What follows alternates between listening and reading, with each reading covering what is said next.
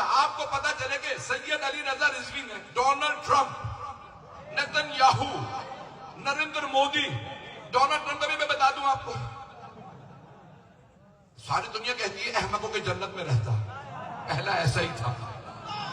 यानी मैं Donald Trump के नाम बता रहा हूं भाई, आप मेरे अल्फाज पे गौर कीजिएगा।